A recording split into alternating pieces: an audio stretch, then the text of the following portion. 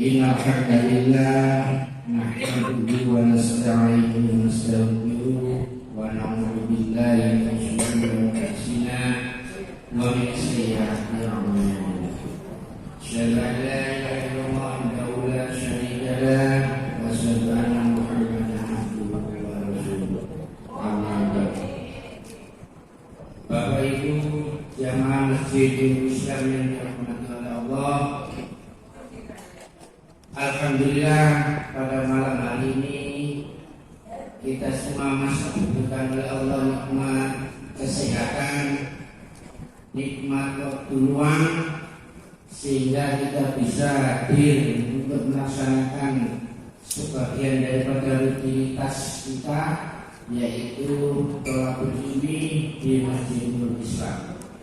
Mudah-mudahan apa yang disampaikan oleh Ustaz nanti menjadikan kita menjadi lebih baik dunia maupun akhirat. Amin.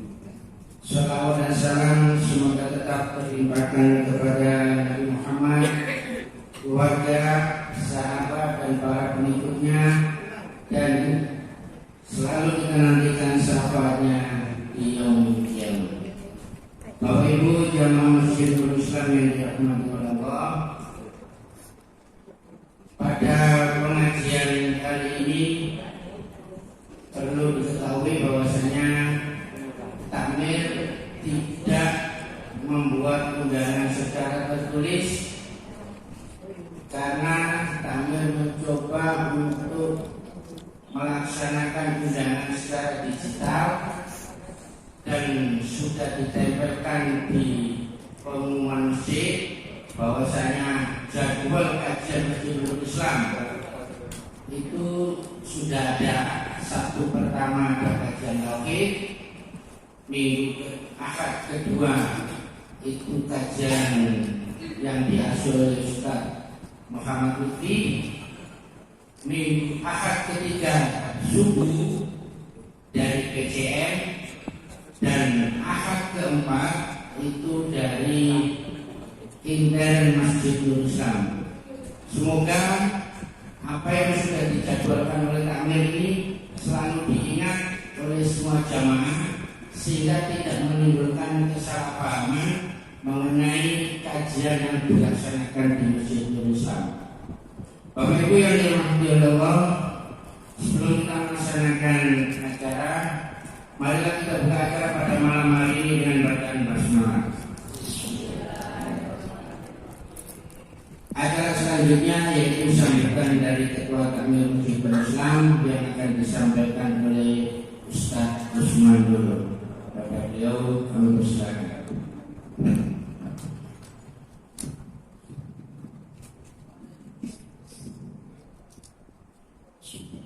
Assalamualaikum warahmatullahi wabarakatuh. Alhamdulillahirabbil alamin wa bihi nasta'inu wa nastaghfiruh. Asyhadu an la ilaha illallah wa asyhadu anna Muhammadan abduhu wa rasuluh.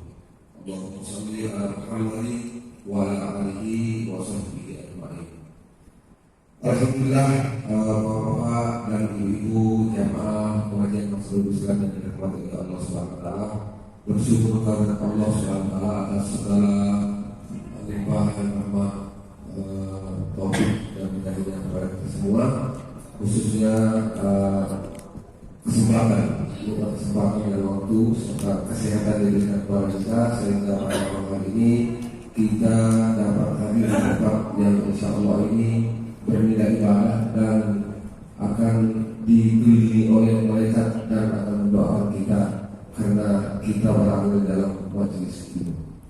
Shalawat dan salam semoga tetap tercurahkan ke hamba Nabi kita Nabi Muhammad SAW. Semoga syafaat beliau di yaumul qiyamah nanti akan kita dapatkan karena kita senantiasa untuk bersalawat padanya. Bapak-bapak jamaah Masjidil Islam dan ibu sekalian yang dirahmati Allah Subhanahu wa taala, sebelumnya kami dari Takmir Masjidil Islam mohon maaf yang sebesar-besarnya dan terima kasih kepada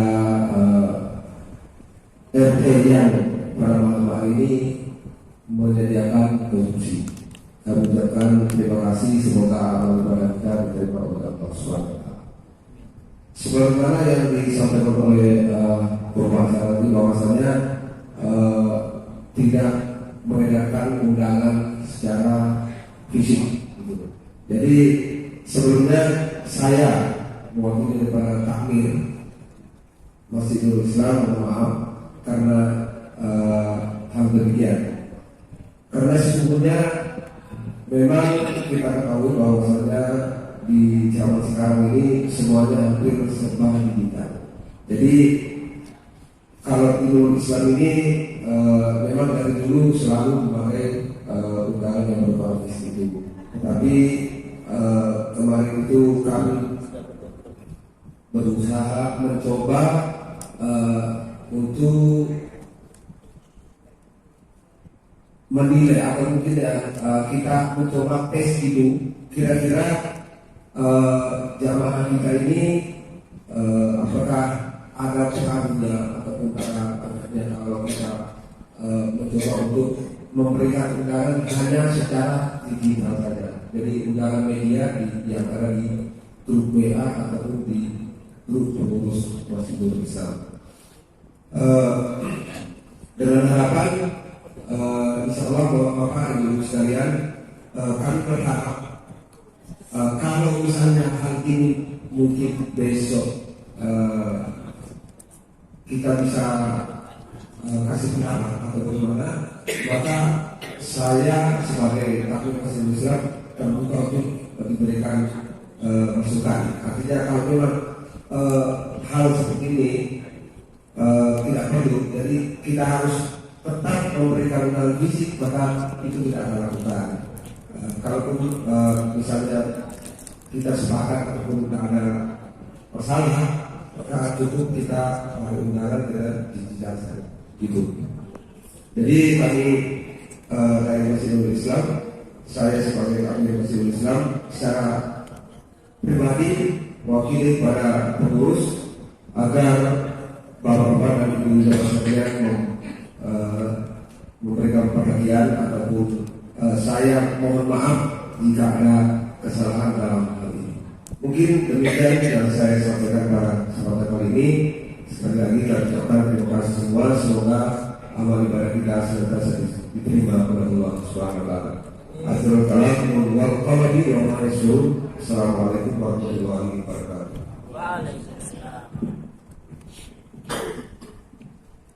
Terima kasih kepada Ketua Takmir Masjidul Islam yang telah memberikan sabdanya. Sebelum kita melaksanakan mendengarkan tausiah acara ini, perlu diketahui bahwasanya acara ini atau pengajian pada malam ini bisa dilihat di channel YouTube-nya Masjidul Islam. Insya Allah nanti setelah acara ini, setelah pengajian ini, akan kita kirim di grup masing-masing jamaah untuk melihat kembali apa yang telah disampaikan oleh Ustaz Muhammad Lutfi. Tapi pesannya dari Pak Saudara Diki, kalau bisa nanti kalau channel YouTube-nya sudah dibagikan, tolong di subscribe dan di like. Itu pesan dari Bapak Diki selaku humas dari Masjidul Islam. Acara selanjutnya yaitu tausiah yang akan disampaikan oleh Ustaz Muhammad Lutfi, yang sekiranya tadi adalah temanya Sirah Nabawi diganti dengan peran umat Islam dalam kemerdekaan. Kepada Ustaz Muhammad Lutfi, silakan.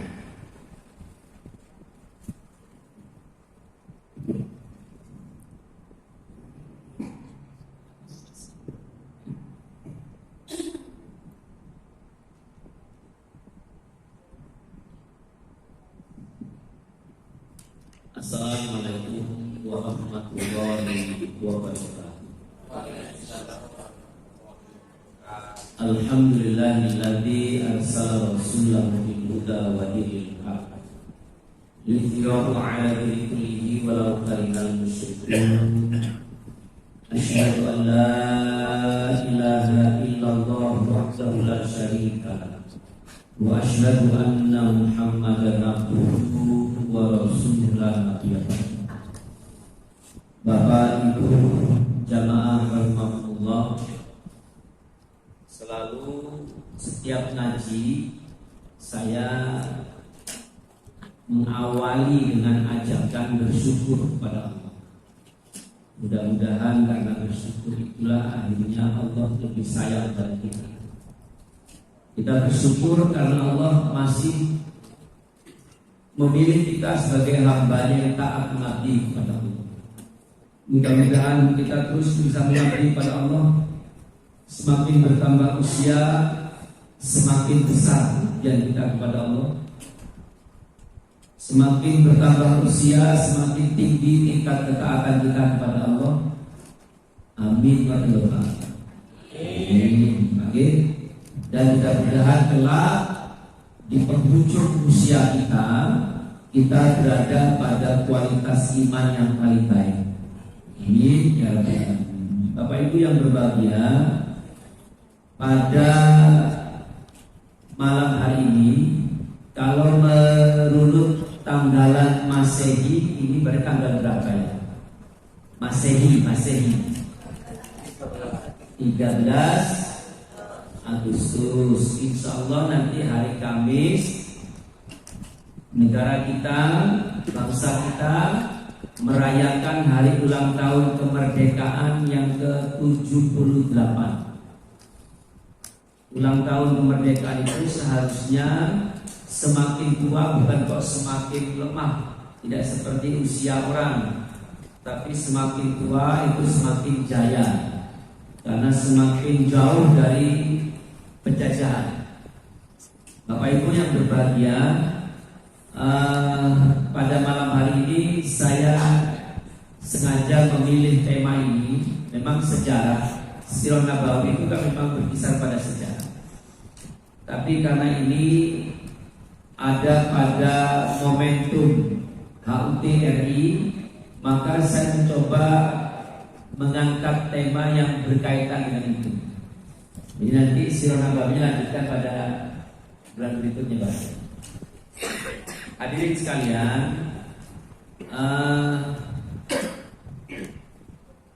kalau kita menikmati kemerdekaan seperti sekarang, kita ini harus tahu Pak, siapa yang berjuang memerdekakan kita ini. Jadi ibaratnya kemerdekaan ini sebuah hasil perjuangan, sebuah hadiah, sebuah pemberian dari seseorang. Kita harus tahu Pak, siapa yang memberi itu. Jadi kalau kita tahu siapa yang memberi, kita akan tahu kepada siapa kita harus berterima kasih. Kalau kita tahu siapa yang memberi, yang memperjuangkan, kita akan tahu kepada siapa kita ini untuk terus bermitra mengisi kemerdekaan ini. Jangan sampai salah. Ya, si A yang telah berjuang memerdekakan republik ini, tapi setelah merdeka kita justru malah berkongsi dengan si B. Ya. Oleh sebab itu, mari kita lihat sejarah ini. Mohon maaf, saya tidak merujuk pada buku sejarah yang ada di sekolah-sekolah. Saya banyak membaca buku, dan salah satu dari buku yang saya baca itu adalah buku Api Sejarah, dua jilid Pak, tebal, kira-kira segini tebalnya Pak, dan saya sudah hafal. Ya, Mansur pengarif Mansur siapa ya, Kertanegara kalau misalnya.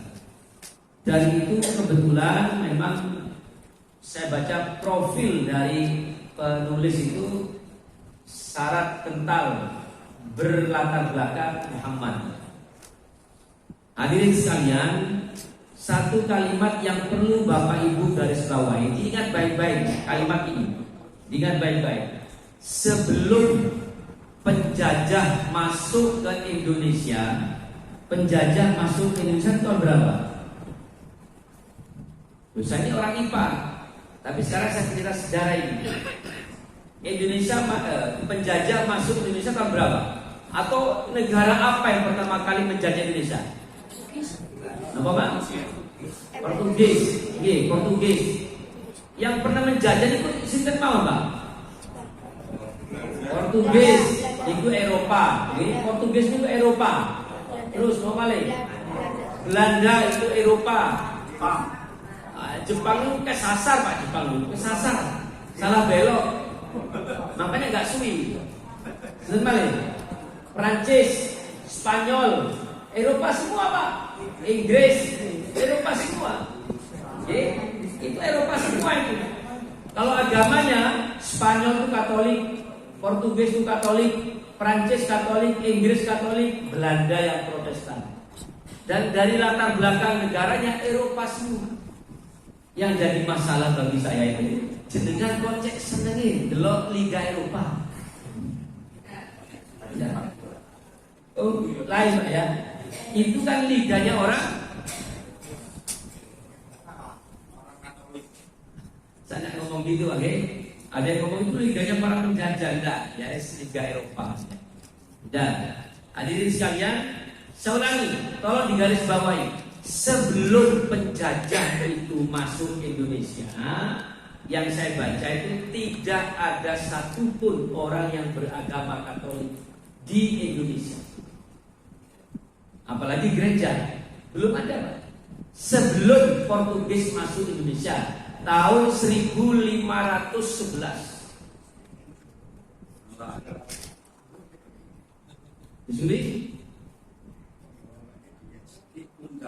Di zaman itu ya 90% masyarakat Indonesia beragama Islam.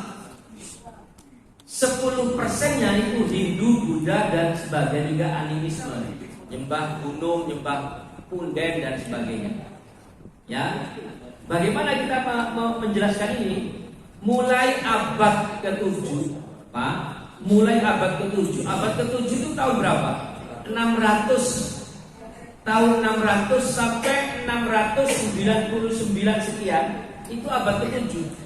Begitu masuk tahun 700, itu berarti abad ke-8. Berarti sekarangnya abad ke berapa? Abad 21. Karena tahunnya tahun 2023. Saya ini sudah pernah mengalami 2 abad. Ya, orang yang lahir tahun 60-an, 19 sekian, itu kan pernah mengalami abad 20 dan sekarang masuk abad 21. Di Aceh itu ditemukan makam seorang ulama yang meninggal di tahun 694. Soalnya lagi, ulama ini meninggal tahun 694. Lah itu berarti kan awal kenabian Muhammad. Muhammad diutus menjadi nabi itu kan tahun-tahun 600 itu. Artinya apa? Ketika awal kenabian Muhammad Rasulullah, sudah ada duta, sudah ada pendakwah yang dikirim ke Aceh, ke Indonesia, khususnya di Aceh. Itu tahun belum ada kerajaan Pak, itu Pak. Itu tahun 600 sekian. Sudah ada utusan dari Muhammad Rasulullah untuk berdakwah ke Indonesia, termasuk di Aceh. Makanya ada makam ulama yang meninggal di tahun 694 itu. Dan itu yang akhirnya menjadi cikal bakal dari berdirinya kerajaan Islam pertama di Aceh. Kerajaan apa? Samudra Pasai. Samudra Pasai. Ada lagi kerajaan Aceh Darussalam. Itu Pak tahun 1200 sekian. 1200 sekian itu berarti abad 13. Itu tidak hanya di Aceh. Di Jawa itu juga ada Pak kerajaan-kerajaan Islam. Ada kerajaan Demak. Sinten Pak rajanya? Raden Patah. Itu tahun 1300. Berarti kan abad 14. Ada kerajaan Pajang. Kerajaan Pajang, rajanya itu Sultan Hadiwijaya, yang biasa disebut dengan Joko Tingkir, gitu kan? Ada kerajaan Cirebon. Loh, ada kerajaan Cirebon. Ini malah unik, Pak. Kerajaan Cirebon itu raja pertamanya adalah putra dari Prabu Siliwangi. Prabu Siliwangi itu beragama Hindu. Naksir seorang hafidhoh. Naksir seorang perempuan yang hafal Quran. Namanya Nyai Subang Larang. Nyai Subang Larang walaupun dilamar oleh seorang prabu, tidak mau. Dia kepingin suaminya itu beragama Islam. Maka masuklah Prabu Siliwangi ya sebagai mu'alaf, masuk dalam agama Islam. Dari pernikahan ini Prabu Siliwangi dengan Nyai Subang Larang punya 3 anak. Yang pertama adalah seorang laki-laki bernama Walang Sungsang, lahir tahun 1423. Setelah itu lahirlah perempuan Nyai Rara Santang. Ada filmnya Pak itu Pak, Nyai Rara Santang. Tapi saya terus terang saya tidak ikut filmnya. Tahu nih? Oh, Rara Santang ya, yang Santang ya. Ya, lahir Rara Santang 1426.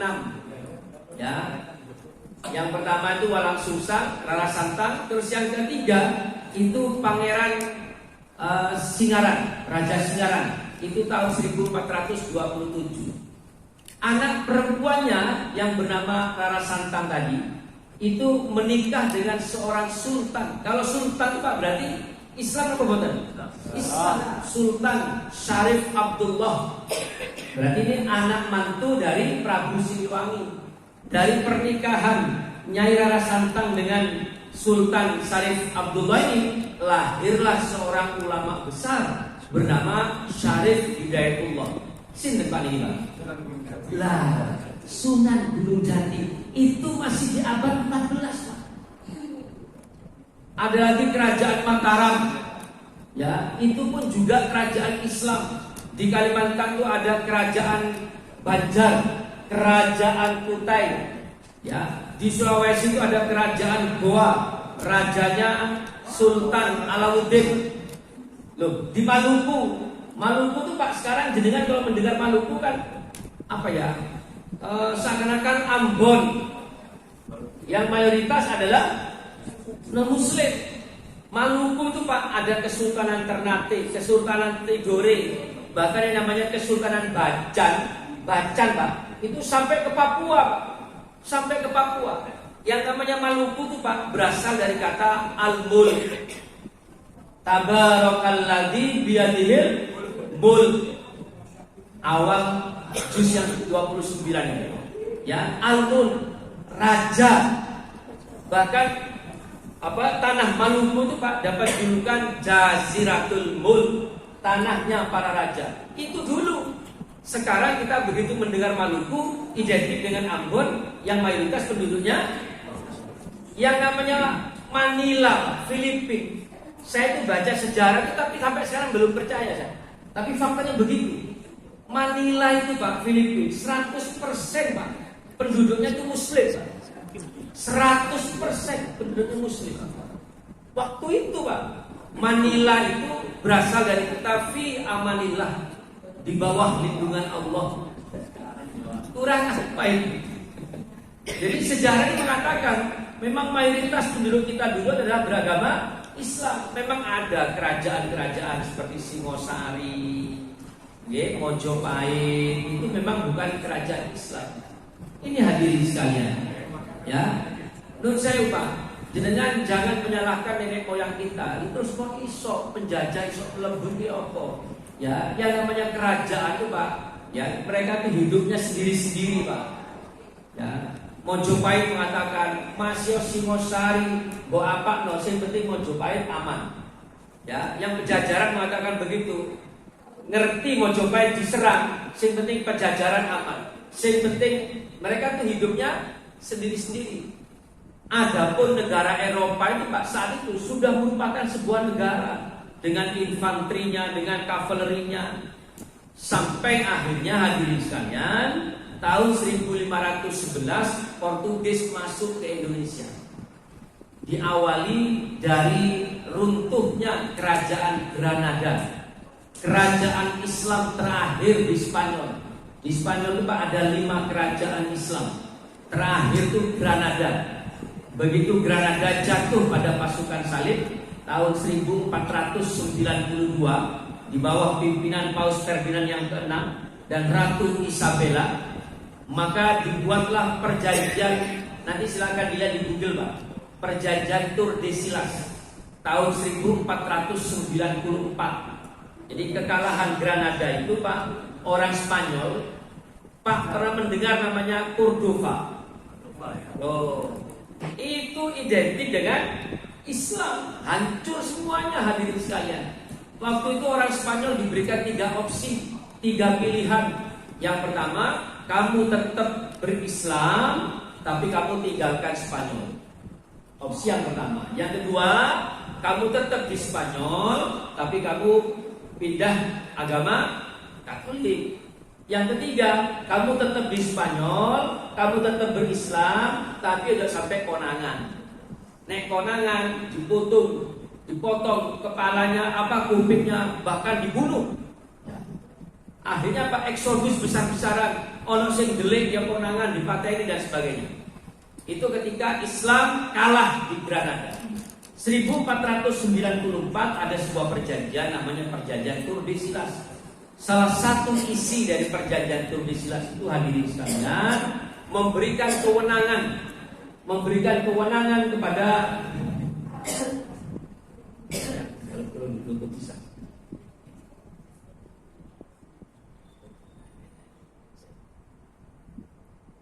jadi memberikan kewenangan kepada 2 negara yang membantu perang salib itu, ya, negara Katolik yaitu Spanyol dan Portugis. Jadi Spanyol itu Pak diberikan kewenangan untuk melakukan ekspansi ke wilayah barat. Mana barat itu ya? Eropa, Amerika. Amerika belum ada apa-apanya Pak. Belum jadi sebuah negara Amerika itu tahun itu. Ya. Sedangkan Portugis diberikan kewenangan untuk melakukan ekspansi ke wilayah timur. Mana timur itu? Ya India, ya Asia, ya Cina, dan sebagainya. Nah, hadirin sekalian, masih ingat apa misinya?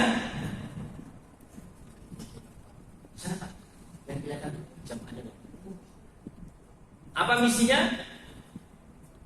Misinya Portugis sama Spanyol dikirim ke seluruh dunia, masih ingat? 3G, 3G, masih ingat 3G apa? Ini lo ngaji gak ditulis gitu, gak ditulis ada yang katakan untuk bisa maju. Bisa oleh sendenan, selonjoran, lumburin pas sore kipas angin, oh kok gak bablas. Napa bu? 3G, napa 3G dulu? Good, glory, gospel. Good itu artinya mencari emas. Ya, walaupun yang didapatkan adalah rempah-rempah, tapi kan nilai jualnya kan tidak kalah dengan emas. Ya, mereka melakukan ekspansi kemana-mana untuk mencari gold itu. Yang kedua, glory. Glory, apa glory itu? Memperluas kekuasaan dengan apa? Nodongkan pistol, senapan, menjajah. Lah penduduk kita masih katuan cekak. Ya, lo betul Pak. Jadi sangat jauh sekali. Ya, mereka sudah pakai seragam lengkap, mereka sudah terlatih, terdidik, sementara penduduk kita masih primitif sekali. Jadi jangan menyalahkan nenek moyang kita, kok cek goblok mau ngapunten. Kok iso dijajah sampai sekian tahun? Mohon maaf, bukan karena itu. Mereka ini masih kecil. Mereka belum punya perlengkapan, sedangkan mereka yang menjajah itu sudah sebuah negara yang kuat. Yang namanya Jenderal Alfonso masuk ke Indonesia itu Pak, bukan hanya 1-2 perahu Pak, puluhan bahkan mungkin ratusan kapal perang. Mana ada kerajaan yang bisa melawan ini? Betul nggak Pak Ibu? Jadi memang ya sudahlah, memang Allah berkehendak begitu. Sudah. Hadirin sekalian, 10 tahun Spanyol ke barat tidak dapat apa-apa Pak. Akhirnya Spanyol masuk juga ke Indonesia tahun 1521, ikut menjajah yo Portugis yo Spanyol. Nah sekarang pertanyaannya, di manakah Belanda? Belanda saat itu jadi kurir. Jadi kurir Pak. Jadi seperti JNE loh Pak. Jadi barangnya Portugis dibawa ke Eropa, yang bawakan sih dan Belanda. Cerita Belanda ini ke ratunya, Bu Ratu, enak di Indonesia itu Bu Ratu. Sing nandur ya wong Indonesia, sing ngeramut ya sing wong Indonesia, tapi sing ngepek hasil wong Portugis. Ini melok pisan ae. Nah, akhirnya Pak, kan memang begitu penjajah ini. Ya, yang nanam kita, sing ngeramut ya awak dhewe, sing jogo awak dhewe bareng panen kene koyo kene iki kerjaan sapa padahal sing duwe iku ya awak dhewe. Dipek lang-lang. Mek di meden-medeni mek bedil kosong paling-paling. Seperti itu Pak, penjajahan itu. Nun sewu Pak, yang dibangun di Belanda itu boleh jadi itu hasil dari kan seperti itu hadirin sekalian. Sampai akhirnya apa? Belanda tertarik Pak. Maka masuklah Belanda sebagai penjajah tahun 1596. Ulangi 1596 sampai 1942. Lamanya berarti berapa? 346 tahun, dibulatkan jadi 3,5 abad menjajah. Bu jangan geleng-geleng. Ibu katakan kakek itu masih kurang Pak. Sampai kesel ngomong kakek itu masih kurang. Karena apa? Total dengan Portugis 1511 sampai 1945 itu kurang lebihnya hampir 450 tahun Pak. Kalau satu generasi itu 25 tahun, kalau satu generasi itu 25 tahun, kurang lebihnya 17 sampai 18 generasi. Kakek, 7 generasi, 8 generasi. Padahal 18 generasi dijajah oleh negara luar itu. Sampai akhirnya hadirin sekalian, Bapak Ibu perhatikan pelan-pelan. Sampai akhirnya Allah itu menghadirkan jalan keluar, menghadirkan kemenangan. Di awal tahun 1900 banyaklah ulama-ulama itu yang pergi haji Pak. Ulama-ulama itu pergi haji ke Mekah. Orang haji dulu Pak tidak sama seperti sekarang. Ya, orang haji dulu itu bukan kok 40 hari seperti sekarang, 4 bulan, 6 bulan. Lah mereka itu begitu sampai di Mekah, mereka itu curhat, cerita kepada ulama-ulama di Mekah. Negeri kami itu dijajah oleh orang kafir sudah ratusan tahun. Kakek-kakeknya kami itu sudah mulai dulu dijajah. Negeri kami cuma diambil untungnya tok. Ini hadirin sekalian. Akhirnya apa? Karena empati, karena rasa kepedulian sesama muslim, maka ulama-ulama di Saudi itu mengirim, perhatikan mengirim syekh. Syekh itu bisa disebut sebagai imam sholat. Syekh itu bisa disebut dengan orang tua. Syekh itu bisa disebut juga dengan ulama. Ya, yang saya sebutnya adalah ulama. Ya, dikirim ke Indonesia. Ya, ada Syekh Idrus, ada Syekh Ahmad bin Abdullah dari Saudi. Mereka diutus ke Indonesia untuk mendidik, untuk memberikan stimulus, merangsang perjuangan kemerdekaan Indonesia. Ya, maka berdirilah, perhatikan baik-baik, tanggal 17 Juli 1905 berdirilah organisasi Islam pertama di Indonesia bernama Jamiatul Khair. Jamiat Khair, jamiat itu perkumpulan, khair itu kebaikan. Jadi berkumpulnya orang-orang baik, biasa disebut dengan Jamiatul Khair di Jakarta. Muridnya orang-orang hebat. Ada Saman Hudi di Surakarta, ada Ahmad Dahlan di Yogyakarta, ada Cokro Aminoto di Surabaya. Namanya Pak Hos Cokro Aminoto. Ya, disembunyikan. Host itu apa, Pak? Haji Umar Said. Hostnya disingkat. Cek gak ketorone Islam, disebut Cokro Aminoto, mendirikan sekolah politik dan salah satu muridnya adalah Insinyur Soekarno. Silakan dilihat penilai gang 7 ada rumah Cokro Aminoto. Saya sering ngaji di depannya itu di toko buku itu, Pak. Itu hadirin sekalian, ini fakta. 17 Juli 1905, belum lengkap 4 bulan, ya, Syekh ini, Pak. Belum lengkap 4 bulan, Syekh saya ini mendidik tokoh-tokoh Indonesia. Maka Bapak Saman Budi mendirikan Syarikat Dagang Islam tanggal 16 Oktober 1905. Tahun sama, dari Juli ke Oktober, semangat ini sudah muncul. Mendirikan Syarikat Dagang Islam. Apa yang dimaksud? Orang-orang yang berdagang di pasar Klewer, di mana itu, Bu, dipanggili, wes gak usah melok londo, ayo tak badani.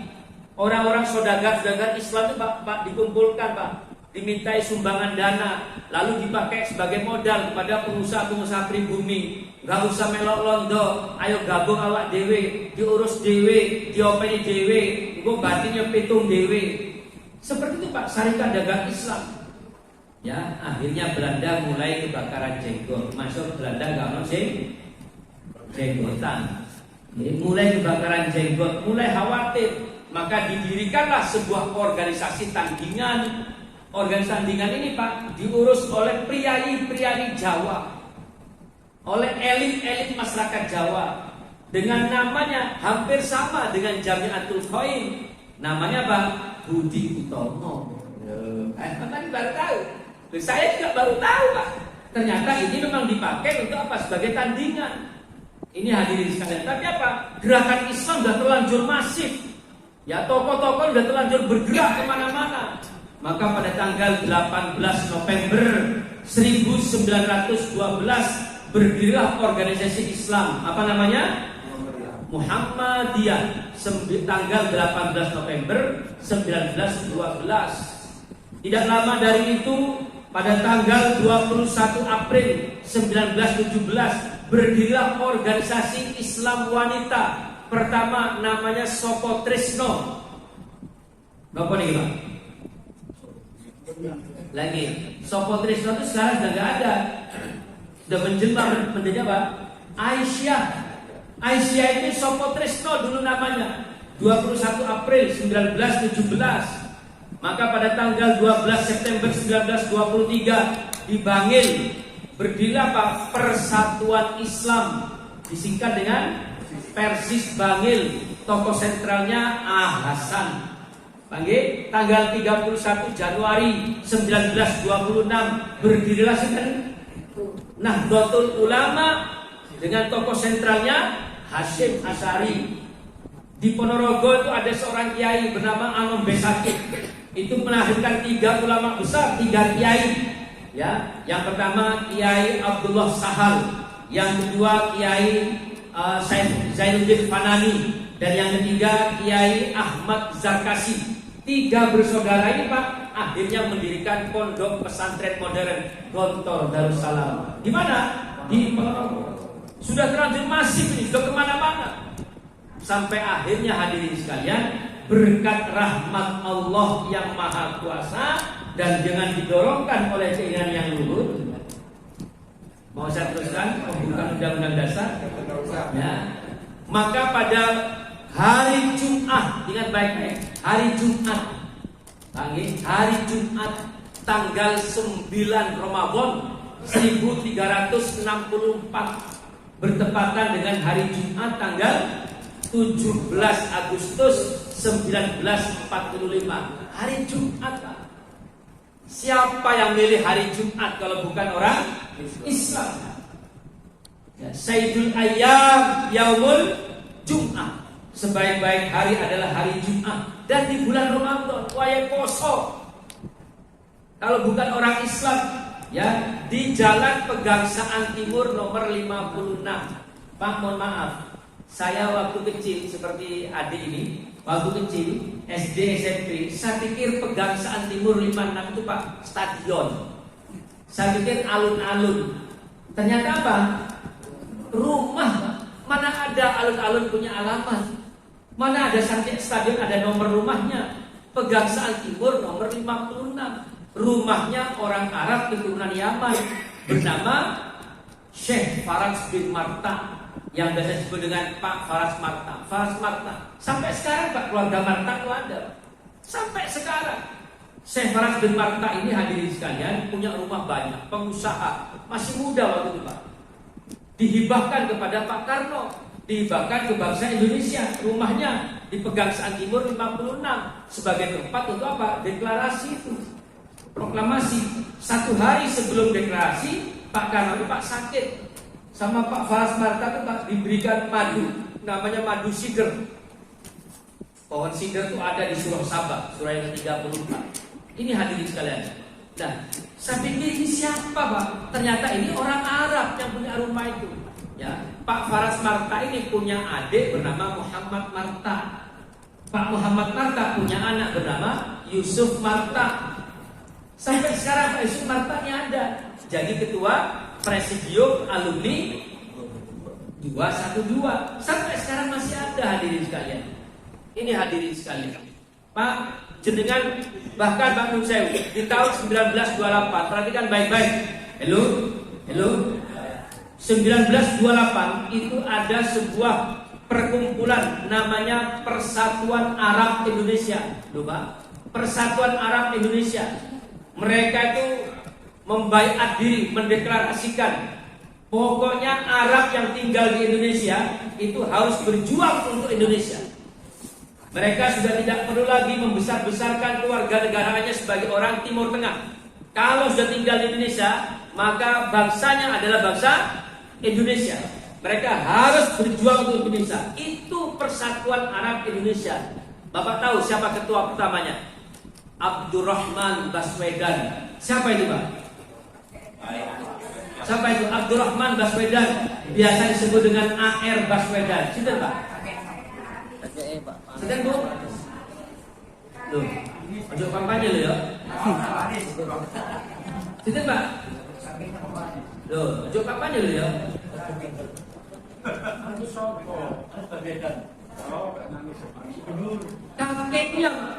Kakeknya Pak Anies Baswedan.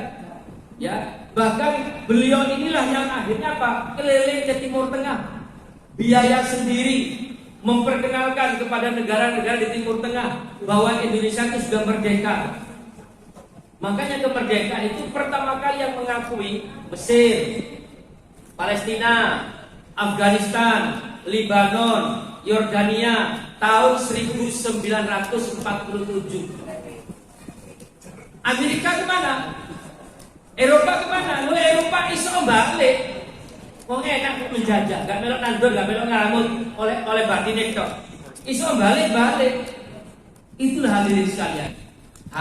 Akhirnya ya berkat rahmat Allah yang Maha Kuasa pada tanggal 17 Agustus 1945 kita mendeklarasikan, kita memproklamirkan kemerdekaan kita. Betul Bang? Berarti yang banyak berkontribusi ini sinten Pak? Halo. Orang Muslim. Walaupun kita tidak memungkiri ada di Gusti Ngurah Rai, ya, ada orang-orang yang di luar Islam ada, tapi mayoritas itu adalah umat Islam. Punta, bagi-bagi kotak ini punta. Kok cek mentolone sing ngomong bolak-balik ini mau gak jika apa-apa. Mana si karek ngurungokno sendenan surat-surat asal kotak bisian.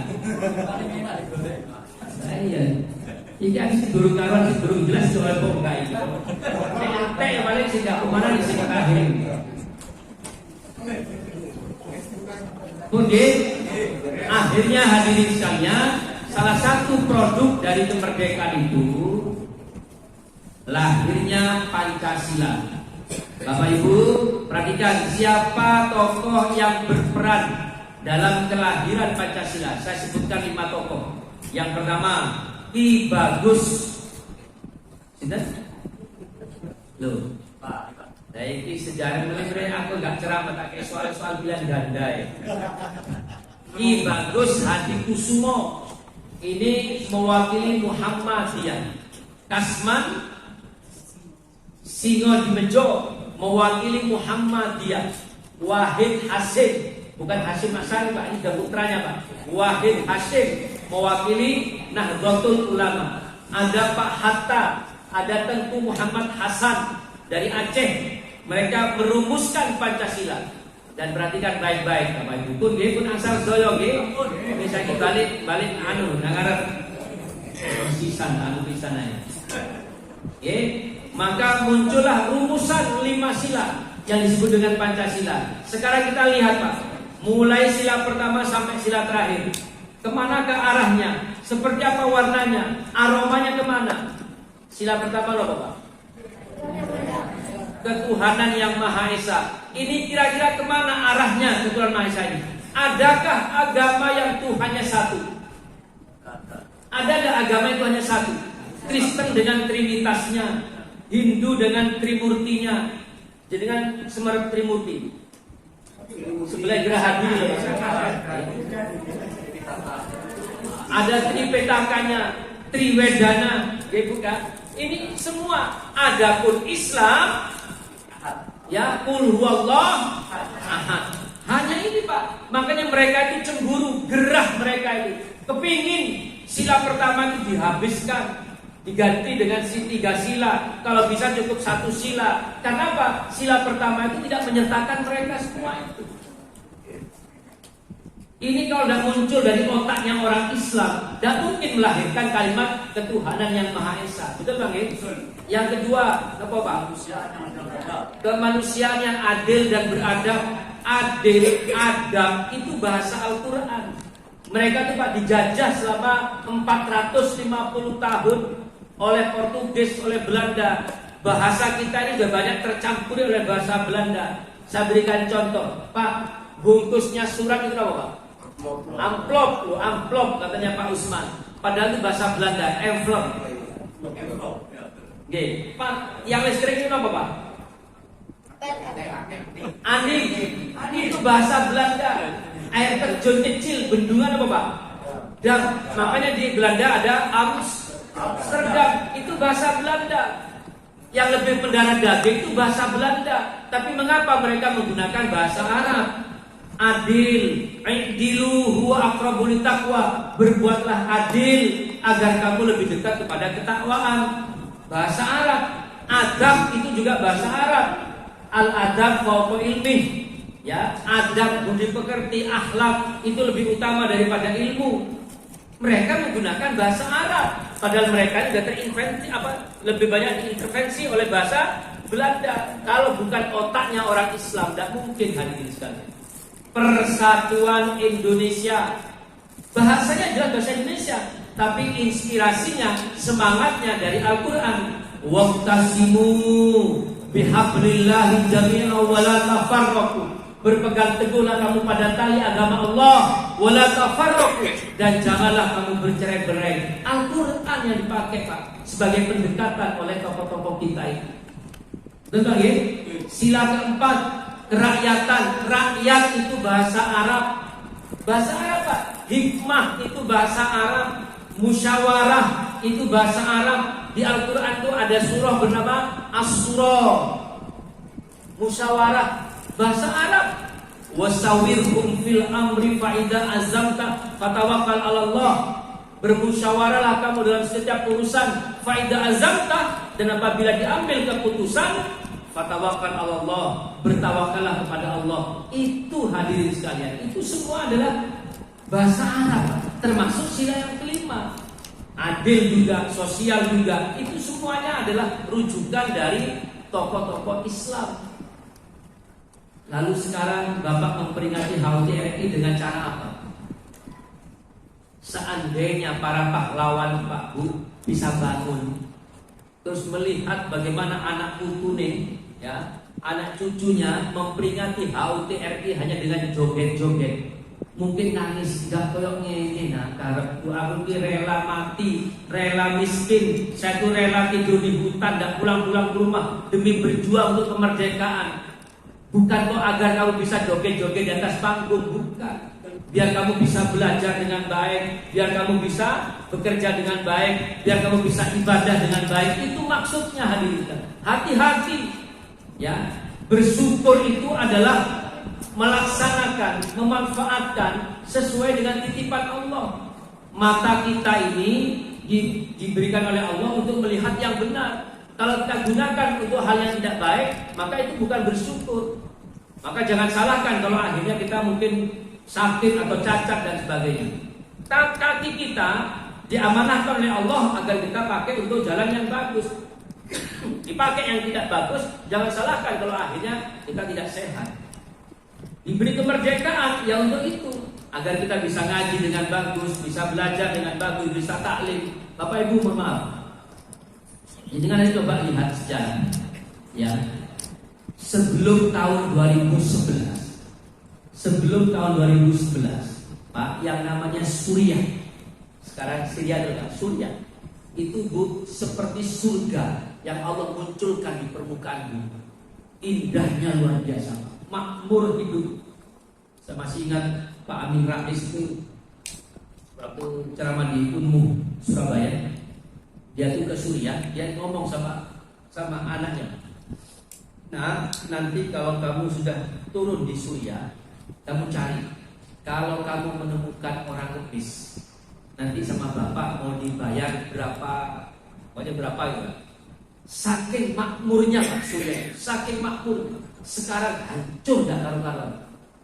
Jangankan mereka bekerja Pak, taklim seperti jenengan sekarang itu mereka susah. Nanti di musim dingin, Desember, Januari itu kan dingin Pak.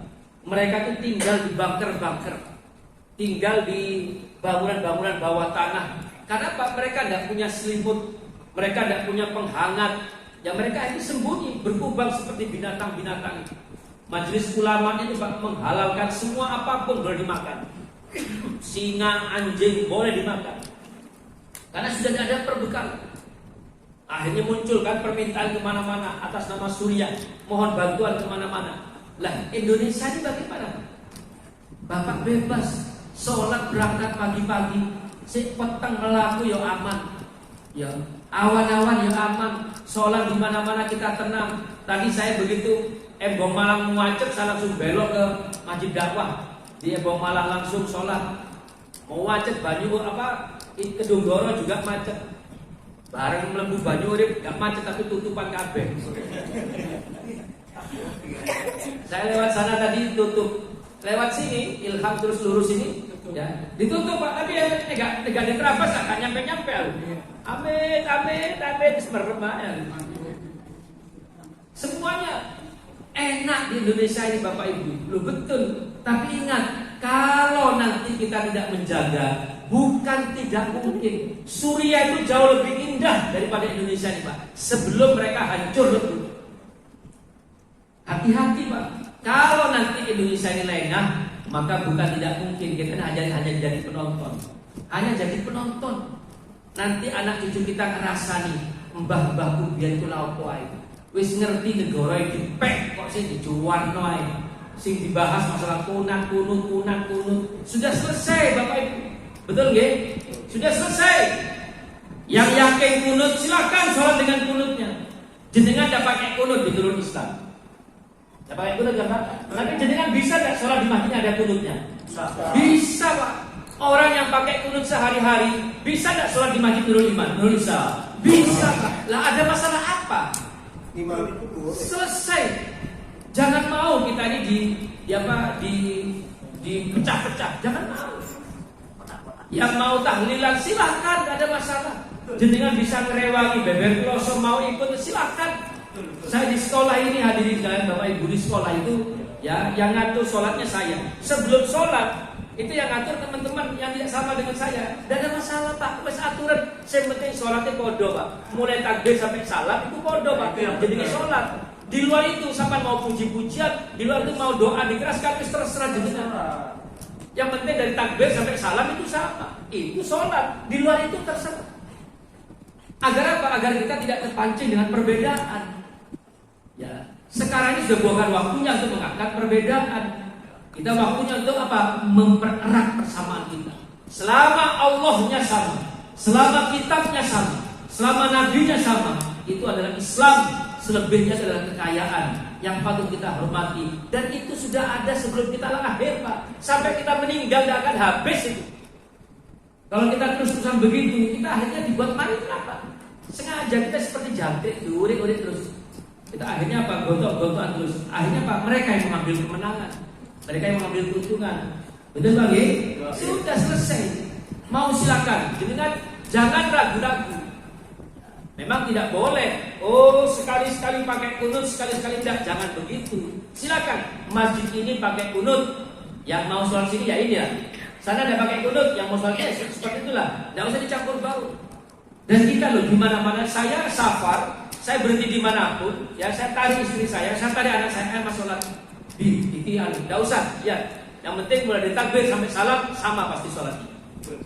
Itu namanya sholat. Sebelumnya dan setelahnya itu bukan bagian dari sholat. Ini hadirin sekalian. Jangan mau dipecah belah. Sampai akhirnya, sampai kapanpun kita akhirnya terus bermusuhan. Betul Bang? Di masyarakat saling bantu, ya, saling menyapa, saling membantu, saling menolong. Karena apa? Nanti kelak kita tidak akan ditanya, mohon maaf Pak, Muhammadiyah itu berdiri tahun 1912, NU 26. Lah Rasulullah meninggal itu sekian ribu tahun yang lalu. Jadi ini semua sama-sama bukan rekomendasi dari Muhammad, dari Muhammad Rasulullah. Rasul tidak pernah menitipkan Muhammadiyah dan NU, tidak pernah. Jadi ini sudah perkembangan. Betul lagi? Apalagi terus menyesat-nyesatkan sesat bid'ah, itu sudah bukan zamannya Pak. Kalau panitia akhirat ya. Belum ngerti-ngerti yang isi akhirat. Sama Pak. Saya yakin Pak. Wong saya pengurus Muhammadiyah. Saya yakin. Tapi tanpa harus menyalahkan yang lain. Kalau tidak yakin saya keliru. Wong saya pengurus. Saya yakin. Tapi saya tidak perlu menyalahkan orang lain. Yang saya juga yakin. Mereka juga tidak perlu menyalahkan yang lain. Itulah akhirnya apa? Tidak akan ada orang lain masuk ke tengah-tengah kita. Sehingga kita akhirnya bersatu. Kiai Haji Muhammad Dahlan sama Kiai Haji Hasyim Asy'ari berguru pada kiai yang sama.